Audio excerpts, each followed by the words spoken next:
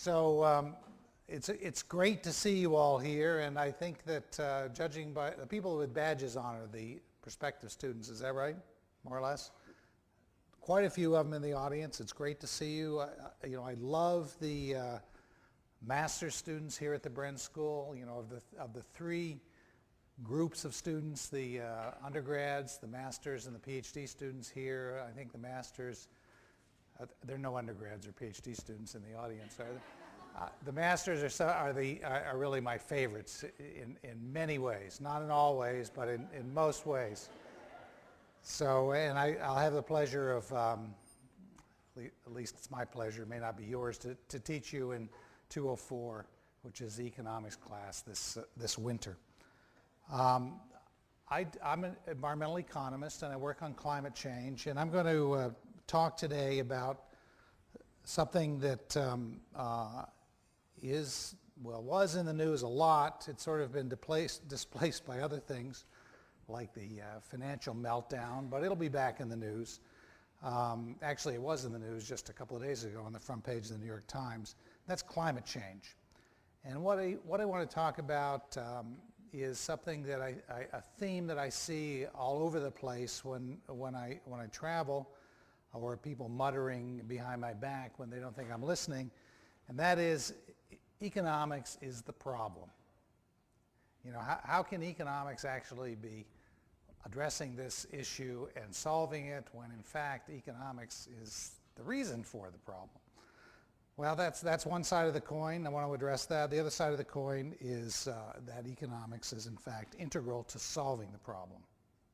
So those are two diametrically opposed things. So let's go through this here. So this is, it's always gratifying to see what you work with make it to the front page of some of these magazines. Usually you're satisfied if they make it to the classified ads in the back of the magazine.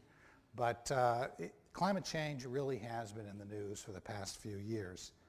And some of the reasons for that are not really valid reasons, like saying that Katrina was caused by climate change, which maybe it was, maybe it wasn't, but it certainly wasn't a clear connection. But other reasons are perfectly reasonable, like seeing the Arctic ice melt in an extraordinary way, seeing other things that are anomalous. So it is in the news, and it's been in the news for longer than a warm summer. It's been in there for a number of years. And this really tells you it's in the news. When Sports Illustrated has it on the front page, I don't think this is the swimsuit issue, but this indicates that it's really getting into real America. So this is what this talk today, talking about economics as the source and perpetrator, I guess that's not quite spelled right, of the problem, and economics as the key to solving the problem. Word was supposed to correct my spelling, and it didn't correct that one. So here are some typical quotes. Paul Hawken, who wrote this book, Natural Capitalism, historians will show perhaps how politics, the media, economics, and commerce created an industrial regime that wasted our social and natural environment and called it growth. Now that's his quote, but I think many of us have heard that in one flavor or another from a lot of sources.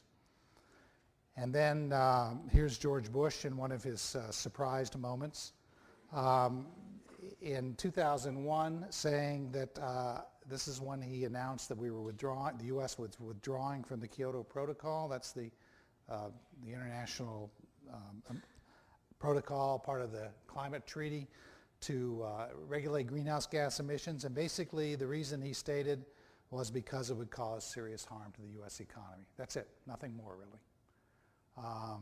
But certainly it's suggested that at least a high-level decision maker viewed this as one of the central problems with doing something about climate change. And then good old Harry Truman with this front page of, I think, the Chicago something or other, Sun-Times, with a headline that I hope is not repeated this time around, which he's holding up, Dewey defeats Truman, from the presidential election in that year. Anyway, Harry Truman's famous for saying, give me a one-armed economist. And what did he mean by that? Well, he said economists always come in saying, sure, it'd be great to do something about climate change, but on the other hand, and then what follows, trying to basically give you no useful information about the problem, but give you both sides of it. And that's why Truman wanted a one-armed economist. Okay, so let's first look at where those old greenhouse gases come from. Here is a spaghetti chart. I don't know, can you read any of those words in the audience? I can barely read them here on my on this thing here. But basically, what this is a flow of energy through the economy. To the left are the main categories. The top piece of spaghetti, it's called a spaghetti chart, is the transportation sector. The next one down, the big red one, is electricity and heat. Down from that is other fuel combustion, industry, fugitive emissions, and then a bunch of other things in the bottom. The purple is agriculture. And then it basically shows how it percolates through the economy. You see that top one in the middle, those are end-use activities. That top one in the middle is automobiles. And that's about 2/3 of the road use. There's no pointer here, but and there's a mouse. Let's see if we can use the mouse here. Yeah, there we go. This one here is road, and about 2/3 of that is automobiles. And you've got air, residential buildings, and so forth. And if you think about it, our own direct consumption, that's you and me, is associated with the road use, or the automobile use, and residential buildings. That's the emissions that you and I have authority over. In other words, if you want to feel guilty about something, that's what you should directly feel guilty about, because that's where we're burning fuels directly. You go fill up your car with gasoline and you burn it. You buy natural gas from the gas company and you burn it. But so what about all these other things? Who's responsible for them? Who should be feeling guilty about them? Well, the fact is that the rest is derived from our purchases of goods and services. Now, if you look at these, go down the list, this one here is air, the next one is rail, commercial buildings, a bunch of little categories, chemicals, iron, and still the industries, typical industries like making TVs. So you have to ask yourself, well, who is responsible for those emissions? And the fact is that those industries are responsible for them, and to the extent they're making TVs and steel in a way that generates too much carbon, they're responsible. But there's also a level of guilt, so to speak, on the part of the people that ask for the steel to be manufactured, or ask for the TV to be manufactured, or buy the goods that essentially are coming out of those sectors. So this is the bad news about U.S. consumption. Consumers directly emit the minority of greenhouse gas emissions. And if we traded in all our 20 mile per gallon cars, which is about the average fuel economy of the fleet in the U.S., on a Prius, 45 miles per gallon, U.S. energy consumption would drop by 8%. And in fact, it wouldn't drop by that much, because one thing we know from our experience over the last few decades is that when you make cars more fuel efficient, people drive more, which is, you might think that's illogical, but if you think about it, if you take your car and trade it in on a car that gets half the miles per gallon, you drive less. That's just the other side of that coin. So maybe we get 4% reduction, 6% reduction. Residential energy consumption is difficult to dramatically reduce too. I know I've been trying to an experiment on my own house, letting money be virtually no object, although that's not totally true. Try to see how much I can reduce energy consumption without reducing the quality of living. I mean, obviously you can turn off all the lights all the time, but that reduces your quality of living, and it's not easy. The technologies really are not fully developed that allow you to make dramatic reductions. Certainly there are some compact fluorescents and LED lights that work, but they're not perfect substitutes yet. And insulating the existing housing stock with thermal insulations is not easy. Now the other half of it is the consumption of goods and services are responsible for most of those emissions. And when you go to Starbucks and buy a Starbucks coffee, you know, what happens when you buy that cup of coffee? There's carbon emissions going up all over the place in a little bit, but you add up all the Starbucks coffees and there's a lot of carbon emissions going up. It's the people that drink that coffee that are actually causing those emissions. You know, who is responsible for the university's emissions? All the customers of the university. You're thinking of becoming a customer of the university. You take on the responsibility for the emissions of the university because they're emitting in order to provide services to their customers. And I used to ask this question of my students at the University of Illinois: why didn't you choose a warm place to go to university instead of the middle of Illinois in order to reduce heating needs? You know, our choices of where we live also influence the energy we consume. And the most effective way of cutting back on greenhouse gas emissions is to flush half your salary down the toilet every year. That really is one of the most effective ways to do it, because consumption leads directly to greenhouse gas emissions. Or change your major. You know, don't major in something high-paying like the Bren School.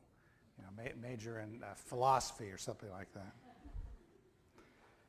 And I'll just add that moving production of greenhouse gas intensive goods to China and then importing those goods doesn't really solve anything. And that's what we've been doing to a large extent. We've been seeing the intensity of the U.S. carbon emissions production gradually go down, so we don't emit quite as much per dollar of GDP. But China's been going up, and of course China's going up because they're sending stuff to us and to Europe. Okay, so that's sort of the bad view of consumption. Now to an economist, though, consumption includes these things that we all know about, like TVs, cars, boats, junk. You know, everything just remember, everything you buy will end up in a garage sale one day.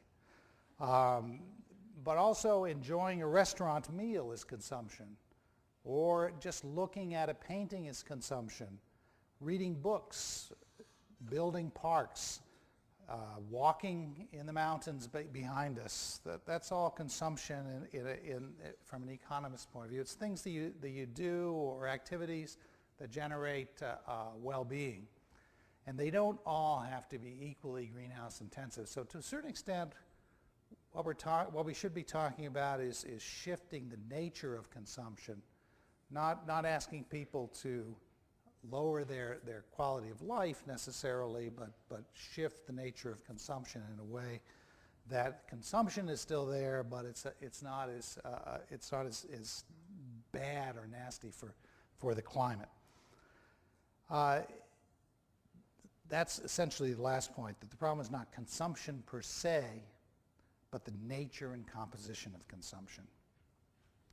Here's an example. This is a graph showing emissions per unit of gross domestic product or gross state product in the case of California, which is metric tons of carbon dioxide per $1,000. And up the top is emissions per capita. And you see that there's a lot of heterogeneity. California, oops, what happened? Oh, you can't touch the screen or it moves. Let's see. California is sort of down there with Germany and Denmark. Is Ernst here? No, Ernst's not here. Too bad. California is about the same as Germany and Denmark. Other European countries do worse in terms of emissions per unit of GDP. Other ones do better.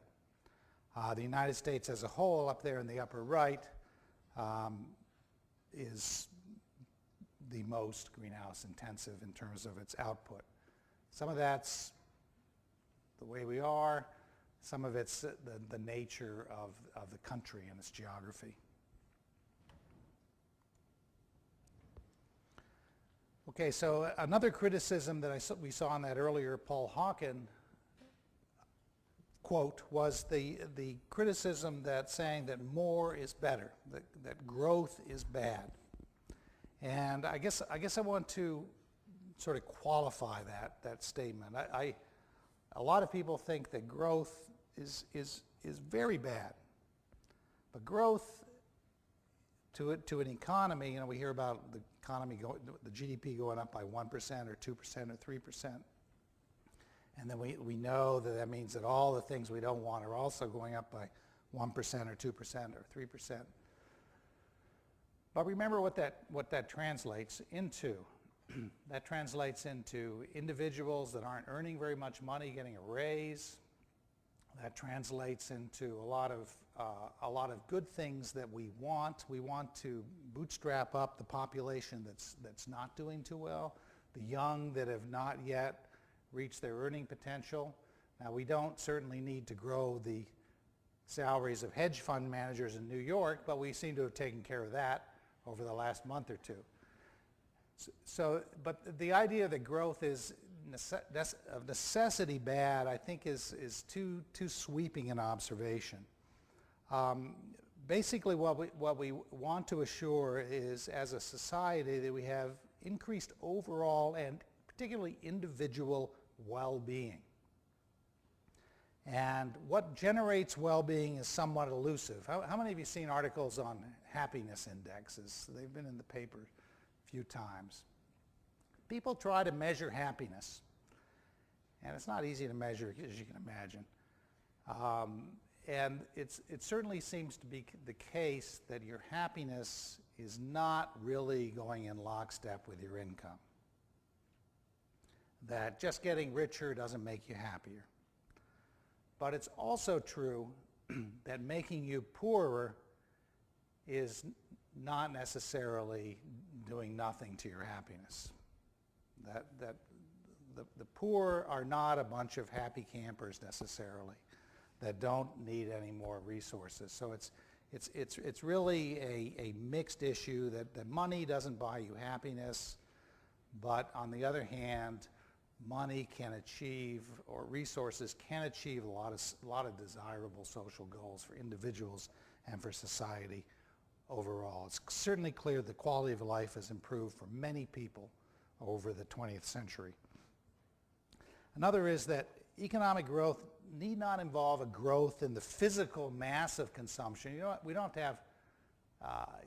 have to weigh our car when we leave Costco and make sure that we're getting a sufficient number of tons of material goods for the money we're spending there. Even though we sometimes think of that when we go to the grocery store and we spend $100 and come away with one little bag of groceries. The fact of the matter is that a lot of things you get a lot of pleasure, a lot of quality, a lot of value out of things that are a very small mass, very small mass of consumption. And the reality is that we should always remember, living here in Santa Barbara in the United States, is there are many, many people in the world who have very little and could benefit from a bigger pie. Okay, so let's look at a few other quotes from Paul Hawken. Look at the claims on that the economics is the problem. Contemporary business economics is pre-Copernican, which is sort of testing your knowledge of the history of science. But and then you can win a Nobel Prize in economics, believing that ancient forests are more valuable in liquidation as fruit crates and yellow pages than as a going and growing concern. In other words, cutting down old-growth forests to make fruit crates and paper is better than leaving them as old-growth forests. And then this next quote, historians, which we already looked at earlier on, and then finally, economists make no distinctions when reporting growth, whether we've invested in new schools or paid to clean up a toxic waste spill. So, these are, you may not know the quote verbatim, but certainly it's a familiar theme. Okay, I would basically state that these are false statements, and they basically represent a misunderstanding. They represent two things: a misunderstanding of what economics says and is about, and also the fact that there's a lot of ignorance on the part of economists and on the part of the general public. We all know, we listen to, if you drive home today or bicycle home and listen to the radio, there'll be an economist on the radio telling you what happened today. And there are so many economists floating around the United States. Very, very few of them are academic economists or actually study economics. These are people that basically pontificate about various dimensions of the problem. They probably work at a bank. And that shouldn't be taken as what represents economics. Second point, which I think is an important one in the environment, is that burning the furniture to keep warm is no more good a practice in economics than in everyday life. So if you have something valuable, an asset, environmental assets, which we have a lot of them, using them up for current consumption, which is sort of what this says, is not a good idea that anyone would practice. And finally, which I'll look at a little bit more, blaming economics for what people value is blaming the messenger for the message. So how do we economists help make societal choices? And we're getting close to the climate problem.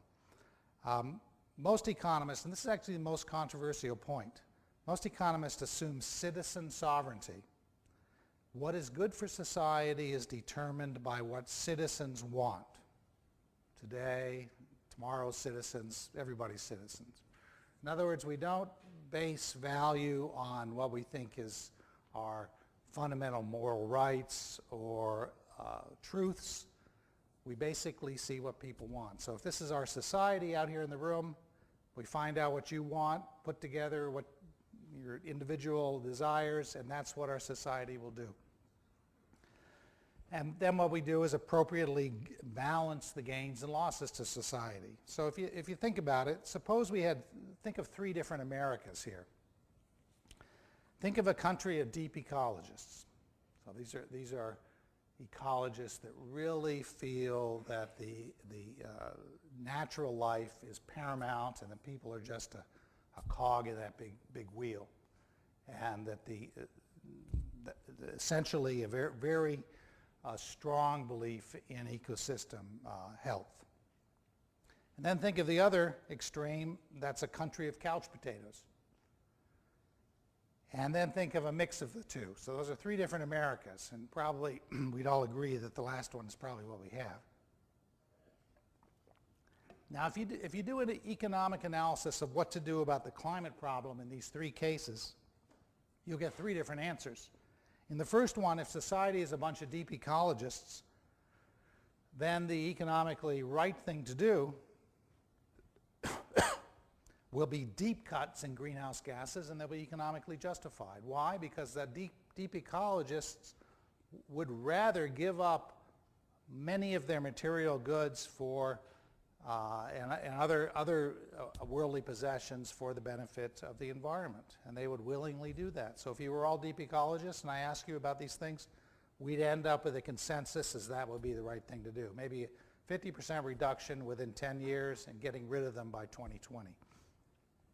If you're a country of couch potatoes, if all you guys are couch potatoes, and you're all sitting, I see, then the answer would be not to do much, maybe nothing at all. And we find out what people believe individually, and we put them together, and that's what the economist would say is the consensus of the room. And what we have in reality is, of course, a mix. People like Hunter really fall into one category, I won't say which, and people like Laura used to fit in another category. And we have to really work hard to find out what the consensus is. But we're really just trying to put together, if you think about the significance of citizen sovereignty, it means that if the citizens don't feel strongly enough about the problem, you can't come up with a conclusion that society should do something strong about the problem. And that brings us to cost-benefit analysis. Well, I'll just have a slide or two about this. This is the technique that's used to sort of to balance the pluses and minuses on the climate debate, on a lot of environmental problems. It's a balancing of pluses and minuses. The problem you see, though, in doing that, this is sort of getting to a subtlety that a lot of people will point out when they criticize economic analysis, is that many environmental costs are more difficult to quantify than market costs. So when we see the fact that the average temperature of the United States may go up 3 degrees C, it's much more difficult to figure out what does that mean to us? Or particularly, what does it mean to ecosystems? Maybe we can say what it means to us as beachgoers, but what does it mean to the ecosystems that we very subtly depend on? What does it mean to many other nuanced part of life? A lot easier to figure out what it means to make Southern California Edison reduce its carbon emissions by a certain amount. So you have this imbalance between environmental costs and others. There are also intergenerational issues. The problem of climate change, one of the fundamental problems is that we all will see very little climate change in our lifetimes compared to the folks in 2100. But we all are the ones that really need to bite the bullet about this problem. We need to bear a lot of the costs. The benefits will be borne by the people in 2100. Well, that's always a tough thing to do, even if it's the right thing to do. It's very tough to get political consensus on doing something like that. It's almost like getting a bond issue passed in a town for supporting local schools when the town consists of a lot of senior citizens. If the senior citizens are civic-minded, they'll vote for them. If they're self-interested, they may not. The third bullet, it's difficult to treat future technologies and preferences. We don't know what's going to be invented. Some other points which you can just read there, which I'll just skip over. And the first quote here we already talked about, George Bush's quote, cost of actions always seem to trump environmental concerns. The second one is that cost-benefit analysis sometimes calls for modest action on the climate. Bill Nordhaus has written that the only action necessary, given the damages that he sees out in the world, is about an 8 cents a gallon tax on gasoline, which wouldn't reduce our consumption much at all. The Stern Review, a big review done by the UK Treasury Department a couple of years ago, called for a 10-fold higher tax, but his methods were criticized by economists.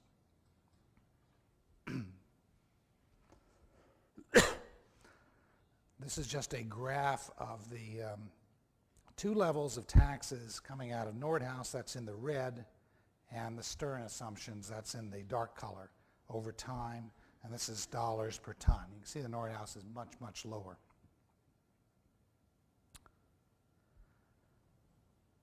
On the other hand, cost-benefit analysis does serve as a real disciplining device, laying out all the pluses and minuses on the table for people to discuss.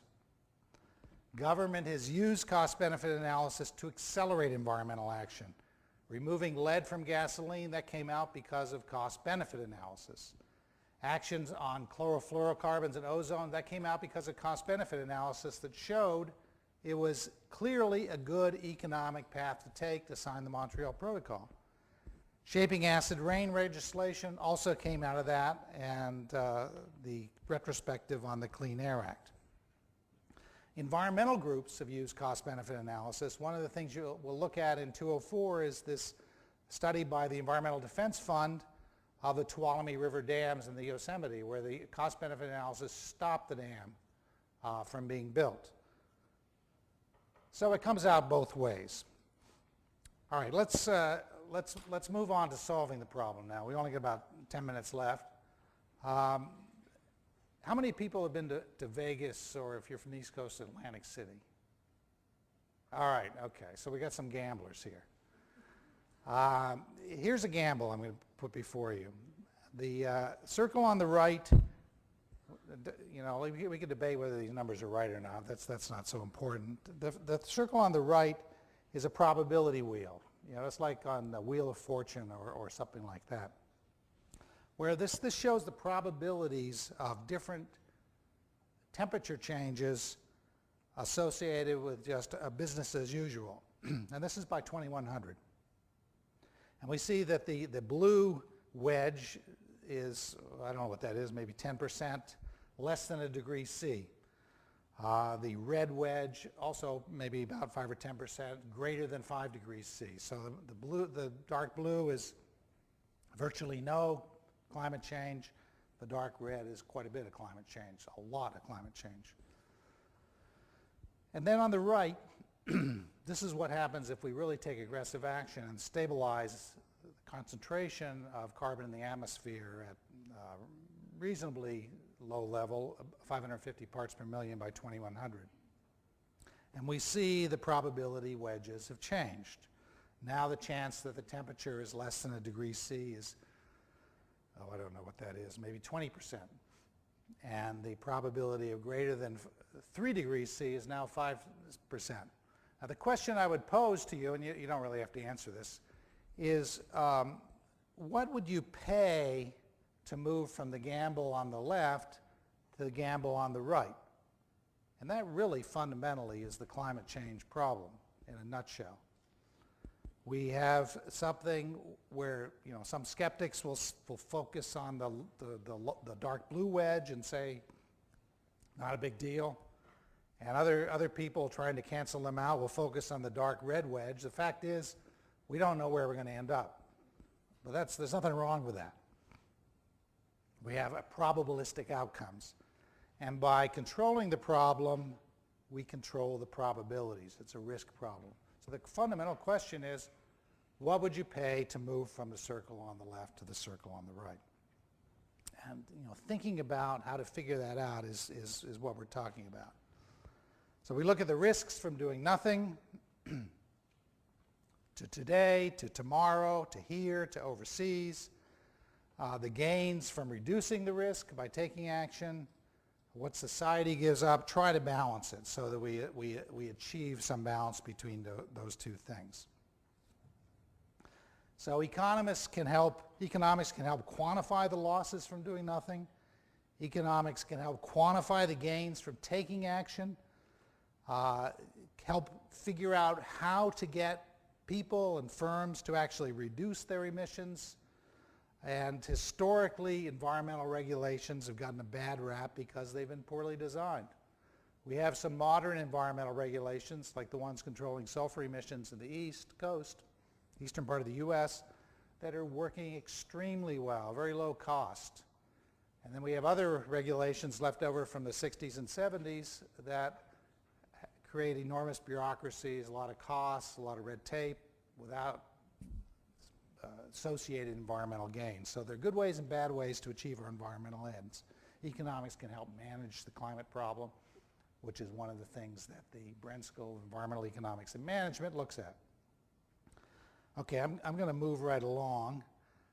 Let me just call your attention to the last bullet down here, though. Whatever economics says should be done, it should be tempered with humility. It's not paramount to these problems. There are other societal goals and issues outside of economics that are important. Justice, equity, poverty, corruption, we could go on and on and on and on about that. And the last point, which we all know only too well, markets don't always work the way they should. Okay, so let's talk about solutions. This slide will be obsolete in another week and a half. So I might as well use it now. Barack's on the left and John's on the right. And the interesting thing about this is sort of an encapsulation of their positions on climate change. The interesting thing is they're pretty similar on these. Probably the only things they differ on are that one, Barack Obama supports 100% auctioning of allowances, that those would be permits to emit carbon dioxide. Whereas John McCain actually hasn't come down on the side of whether they should be given away to polluters or whether they should be sold to polluters. That's an important issue, which we don't need to get into, but it actually means that Barack Obama is more market-oriented than McCain is in that particular dimension. Now, the thing that McCain has going for him is that he did sponsor the first legislation in the U.S. Congress, the McCain-Lieberman Climate Stewardship Act of 2003. He's not currently sponsoring legislation, but he did take a very proactive role in that. So at the federal level, not a whole lot of difference between the two candidates. Oops. So there are two general approaches here. Let's see. What time did I start, Laura? Do you know? What? Okay. I'm just watching my time here. So I want to get to California, which I'll get to in a second. So let me go quickly through this. There are two general approaches to figuring out how to regulate emissions of greenhouse gas in our society. One is what we call prescriptive regulations, where we tell people what they can and can't do. For instance, appliance standards. Appliances have to be have a certain amount of efficiency. CAFE standards, corporate average fuel economy. That's for automobiles. Labeling requirements, carpooling requirements. There's no parking at UCSB, forces you to carpool. The big missing ingredient that we've had in most of our environmental regulations up to the present is behavior and incentives. If you think about it, think about automobile pollution regulations in the US. What actually do you and I do proactively to reduce our emissions other than reducing our miles that we travel? Nothing at all. It's all hidden under the hood. All of the regulations are to Ford Motor Company or GM. They have to use technology to reduce the emissions. There's no behavioral component. That works pretty well for many environmental problems. It works reasonably well for automobiles. But climate, it will not work. Much of the sources of our emissions are fixable by changing our behavior. And without changing behavior, miles traveled in cars, lights in homes, things like that, we will not have an easy time of solving the problem, which means that we have a different problem ahead of us. Now, cap and trade, which how many people know what the term cap and trade is? Oh, you guys are really on top of it. Okay, so cap and trade is just you cap the total amount of emissions and you allow trading of the rights within the cap. The sulfur allowance market, which I mentioned, was a big success. The reclaim market in LA, it's for ozone or for nitrogen oxide and sulfur, not much of a success.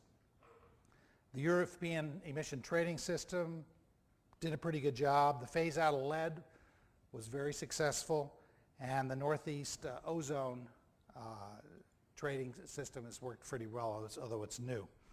Here is the allowance system for sulfur dioxide, started in the early 90s. And in fact, if those of you that end up at the Bren School, I would encourage you all to get together and buy a ton of sulfur. The auction occurs in March of every year. You put in a bid, a couple $100. Well, you can see what the price is right here. Used to be a couple $100. It's more like $500 to $600 now. You put in a bid, you get a ton of sulfur, and you retire it. Put it on the wall. That's one less ton of sulfur that goes up into the air in the United States. And in fact, this is how that works. That system works. People bid on these allowances. Mostly it's companies that want to emit sulfur. The folks that need the allowances the most are the ones that end up with them. This is the European carbon trading system up till the end of last year. Its price was staying around 20 euros, about $30 a ton. It's working very well. There's still a role for standards. Cap and trade is not going to hit on everything. Okay. This is let's see, yeah, that's the last slide before we get to California. This is what a lowish carbon economy might look like in the US. High carbon prices induce conservation innovation. Over time, this makes a big difference. Electricity replaces fossil fuels for most of us, stationary folks. Electricity moves away from fossil to nuclear and renewables. Technology works a lot better for getting more light, less electricity. And in automobile transportation, there are two innovations. One is hybrid vehicles, possibly electric vehicles, but a hybrid is really just an electric vehicle with a backup source of electricity. And then full road pricing. Full road pricing will make a big difference where people actually pay for the roads they use per mile. When 2050 is pretty quick, that's the time from the 1950s to the 1990s to change the economy. It's doable to make. We certainly make a lot of progress, but we can have it done by 2100. Now, let's look at some of our favorite mascots of the state of California. I'm talking about Big Sur, of course, and Mickey Mouse. California is taking a lead in climate change.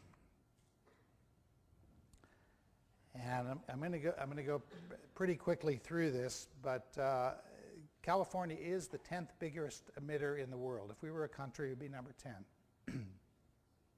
We're also the 7th biggest economy in the world. Actually, I probably got to update this, given the past few weeks of activities, but we're still roughly the 7th.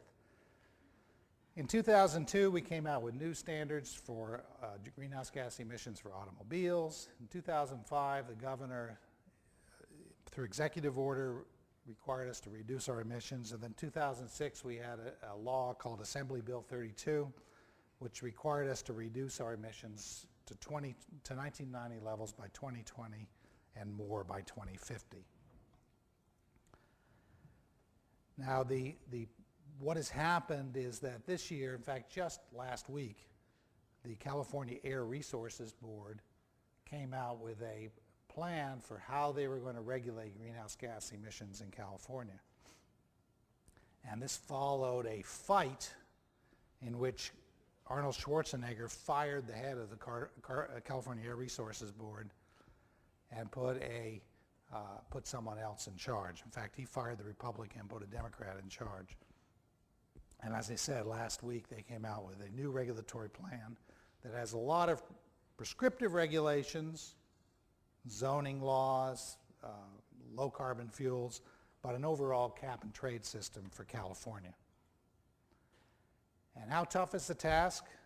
How much pain by 2020? What about after 2020?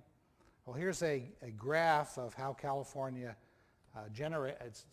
generation of carbon dioxide. I don't know if you can see all that up there, but this is through 2003, and the line here, this lower dotted line is 1990 levels. So that's what we're trying to get down to by 2020. And you can see that if we just work on the electricity sector, we can probably achieve much of our goals. That it's actually not that hard to achieve 1990 levels by 2020. It's not easy, but it's certainly not impossible. And it's doable without a lot of changes in how we operate in the other parts of the economy. We could eliminate emissions from out-of-state sources of electricity. Sell generating sources and purchase renewable or hydroelectricity. The cost to consumers would be modest. Of course, you don't get something for nothing. The benefit to the environment would be pretty negligible, actually, because all you'll be doing is shuffling things around. But the real benefit of California showing that could be done is that nobody has ever shown that you can actually reduce your carbon emissions. This goes for Europe, this goes for the US. It remains to be seen whether states can actually do this. California can do it. There'll be a lot of countries, particularly the federal government, following in our footsteps. Here's an example, just to be somewhat inspiring. This is a graph of per capita electricity sales in California from 1960 to 2004. kilowatt hours per person. And you see in 1973, we started to put in fuel efficiency standards, on appliances and houses and things like that. And you see that the U.S. consumption continued to march upward over the last 25, 30 years, whereas California consumption per capita stabilized. This light blue area is all the electricity we have saved compared to the case of following the U.S. up its per capita consumption line. Now this is slightly rosier than it really should be.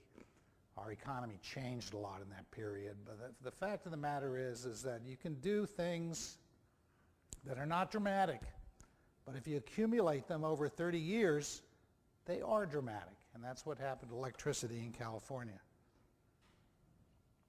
What about more aggressive action? Most sectors should be involved. Cap and trade needs some breadth, and reductions will have to come from all of us. I'm going to wrap up here. It's the last slide. Is economics to blame for the climate problem? Well, you know what I'm going to say. No, our economy as it currently functions does need changing. Consumption, and this is a major point, consumption is a responsibility of you and me as consumers. You know, consumption drives what we're talking about, and that's what we do. Third point is that carbon needs to become important in our consumption and production decisions. Is economics the key to the solution? And clearly market solutions and incentives must be a big part of the solution, because we've got to send the signals throughout the economy. You know, if we're making it hard to produce for carbon-intensive sectors, then we have to send the signal to consumers they should stay away from goods and services that generate a lot of carbon.